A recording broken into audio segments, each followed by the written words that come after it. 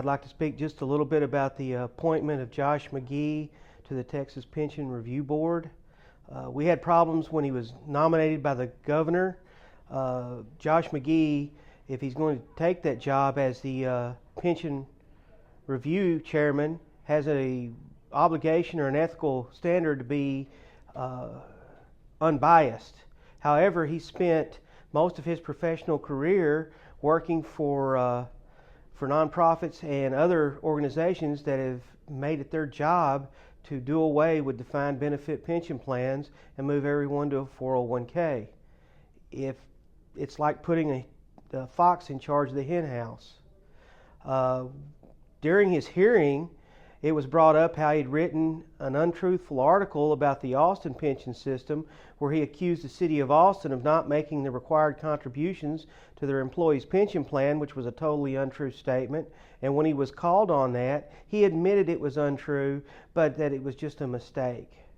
Unfortunately, I don't think someone that's in charge of the Pension Review Board as a chairman can afford to make mistakes like that that contain what they put out to be facts in a written article. The other thing is, in his hearing, Senator Huffman out of Houston was thanking him for helping her draft pension legislation. That's not his job on the Pension Review Board. He's to be unbiased. The Democrats had it blocked. The Senator Huffman waited until one of the senators on the Democratic side who was against his appointment was out of state, when at a last minute, after they'd pulled his name, they brought it back up when they now had enough votes to pass it, and they passed it by one vote. I think it was very underhanded the way they did this.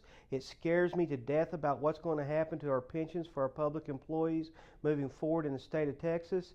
It was a bad decision by the governor, and I think it was a bad decision by the Senate to confirm someone who I think is totally unfit for this position on the Pension Review Board. For a resolution to send to the governor of the state of Texas protesting the appointment of Josh McGee as the chairperson of the Pension Review Board. I'll move. Second. Motion by Lloyd, second by Dean. It'll be a roll call vote. Brady Sipes. Yes, I do approve. Ken Reeves. Yes. Don Hanson. Yes. Ed Martin. Yes.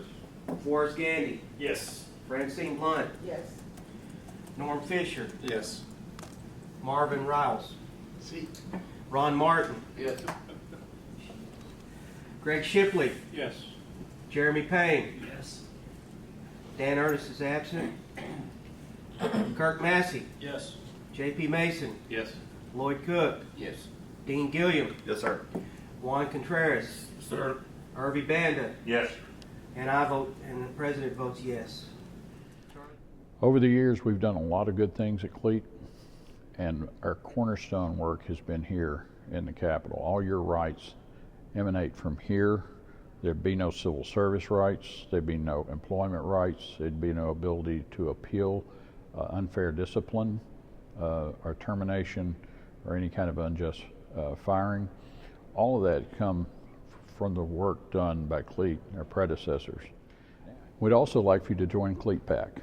If you haven't, many of you have.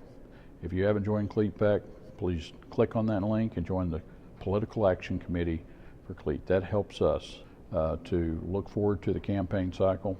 We'll be able to point out, run polling, and discover for ourselves places where we want to invest in new elected leaders who will see it your way, who will care about the police. We won't be trying to destroy your benefits as veterans, destroy your benefits as hardworking law enforcement personnel.